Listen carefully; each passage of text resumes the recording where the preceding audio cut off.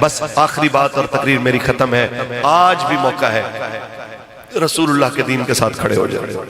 आज भी मौका है नबी अलैहिस्सलाम की इज्जत और तकरीम के साथ आके खड़े हो जाइए। मैं हाथ जोड़ के एक और भी बात करता चलूं। यहाँ पे पाकिस्तान के अंदर दो बड़ी खतरनाक चीजें जो तेजी से परवान चढ़ रही हैं, उनको उनका कला कमा करना सादात की भी जिम्मेदारी है, उलमा की भी जिम्मेदारी है। एक चीज नास्बियत जो बड़ी तेजी से बढ़ रही है और लिबादा उन्होंने भी सुन्नियत का पहना हुआ। एक राफजियत जो तेजी से बढ़ रही है, उन्होंने भी सुन्नियत का लिबादा ओढ़ा हुआ है। ये सारा कुछ क्यों होता है? जब आपके स्टेजों से अहले बैत अतहार का जिक्र नहीं होगा तो नास्बी फायदा उठाएगा। जब आपके स्टेज से सहाबा का जिक्र नहीं होगा तो राफजी फायदा उठाएगा।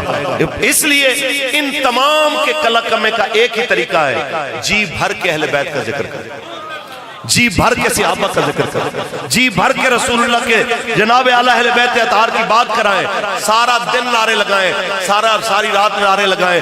माथे पे बल हमारे नहीं आएगा, नारा लगाएं हैदर हैदर हैदर हैदर, हाथ बुलंद करके हैदर हैदर,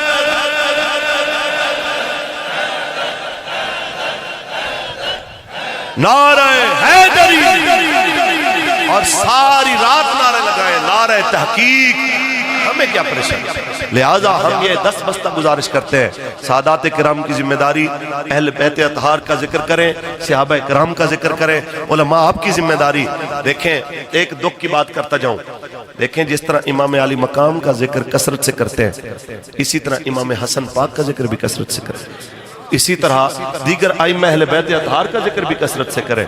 यहाँ पे अहले बैत अतहार का जिक्र करने के लिए उसको अगियार के पास जाने का तसव्वुर ही पैदा ना हो। अपने बच्चों को रोजाना कम से कम आधा घंटा एक मौके पे नबी अलैहिस्सलाम की बात करें, उनमें एक बात नबी अलैहिस्सलाम की अहले बैत की करें, एक बात सहाबा की करें, ताकि आपके बच्चे के दिल के अंदर तमाम पाकाने उम्मत की मोहब्बत बाकी रहे। अल्लाह हमें अदब की तौफीक दे, अहले अदब में कायम रखे, बेअदबी से महफूज फरमाए।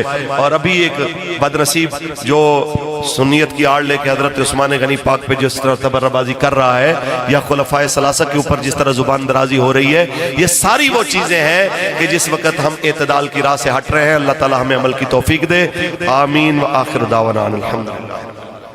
इस इलाके में TLP की माशाअल्लाह खासी नुमाइंदगी भी है और काम भी है अल्हम्दुलिल्लाह, और उसकी बरक़ात इरफान महमूद शहीद साहब हैं, उनकी फैज़ाबाद की शहादत इस इलाके को TLP से वाबस्ता किए हुए है। और अल्हम्दुलिल्लाह इलेक्शन में भी नुमायां यहाँ से वोट पोल हुए हैं।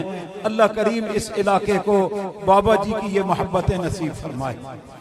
और खतीब इस्लाम हज़रत अल्लामा मौलाना फारूकुल हसन साहब से इस जगह के लिए टाइम लेने के लिए पिछले 3-4 साल से कोशिश जारी थी। अल्हम्दुलिल्लाह इस साल कामयाबी हुई और वो हमारे दरमियान आ पहुँचे। अल्लाह करीम इनके ज़बान के अंदर जो अल्लाह ने तासीर रखी हुई है और बरकत अता फरमाए। फैज़ाबाद जब धरना हमारा सुस्त पड़ता था ना, तो बाबा जी इनको सामने ले आते थे तो फिर से गर्म हो जाता था काम। खिताब में पीर सैयद इनायतुल हक शाह साहब गरमाते थे और सोजो गुदाज में खतीब इस्लाम गरमाते थे। और फैज़ाबाद की वो बहारें क़यामत तक यादगार रहेंगी। और बाबा जी ने कहा था फैज़ाबाद का दर्द क़यामत तक खत्म नहीं होगा, ये इनको क़यामत तक दर्द होता रहेगा कि ये धरना हुआ क्यों था। और बार बार जनाब केस खोल रहे हैं जी, अब पता नहीं कौन सा ब्रीफ केस खोल लिया है, अब पता नहीं क्या हो गया है, जैसे समझते हैं पता नहीं। अब वो आप ये देखिए, वो राणा सनाउल्लाह भी बोल पड़ा है कि बाबा जी जैसा आशिक़ रसूल कोई नहीं है। जिंदाबाद जिंदाबाद